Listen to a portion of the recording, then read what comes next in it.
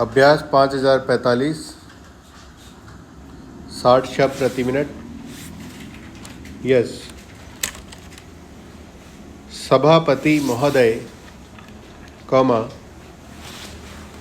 हमारे देश में गृह मंत्रालय और गृह मंत्री का कितना महत्व है, इसका अनुमान इसी से लगाया जा सकता है कि स्वतंत्र भारत में गृह मंत्रालय का भार सरदार पटेल ने स्वयं अपने कंधों पर लिया।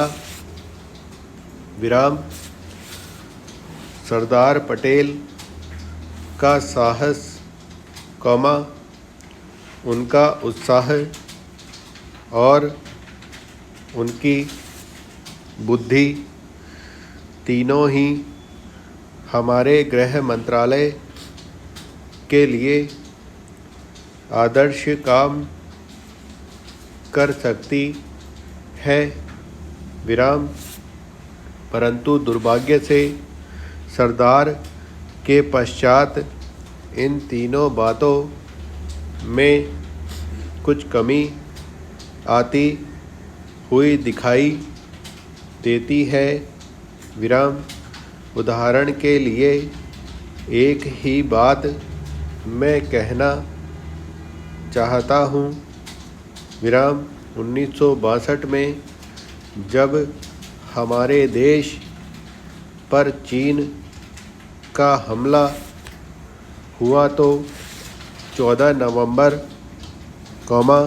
1962 को हम सब ने इसी सदन में खड़े होकर एक प्रस्ताव पास किया था, जिसके शब्द थे, भारत की भूमि जब तक हम शत्रु से स्वतंत्र नहीं करा लेते तब तक हमारा यह संघर्ष बराबर जारी रहेगा,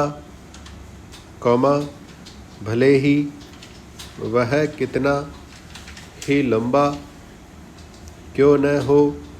विराम।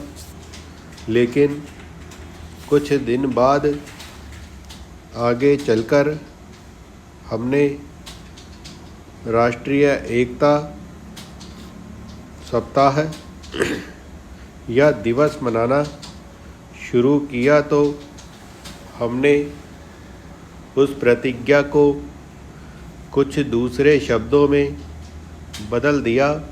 विराम।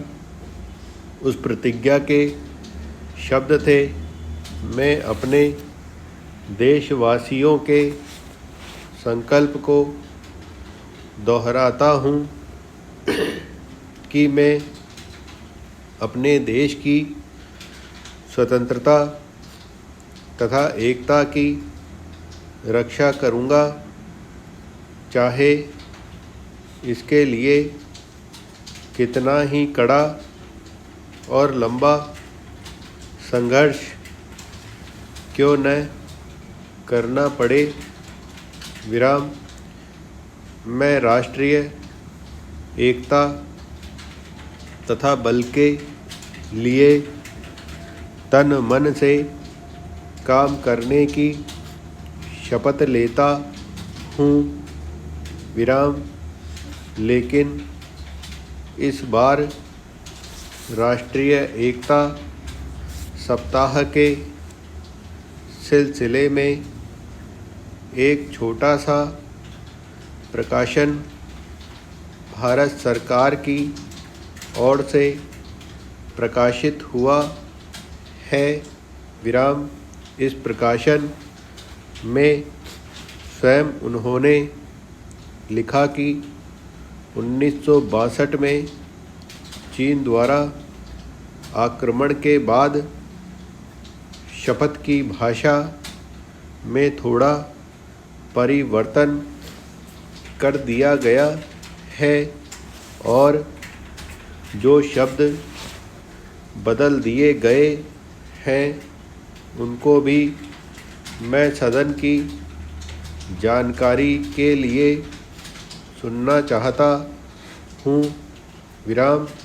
मैं प्रतिज्ञा करता हूँ कि मैं कभी हिंसा का प्रयोग नहीं करूँगा और मेरा विश्वास है कि धर्म, भाषा, प्रांत संबंधी तथा अन्य सभी राजनीतिक और आर्थिक विवादों का शांतिपूर्वक और संवैधानिक तरीकों द्वारा हल किया जाना चाहिए।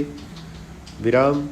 अब मैं आपके माध्यम से जानना चाहता हूँ कि 1962 में संसद ने जो निर्णय किया था,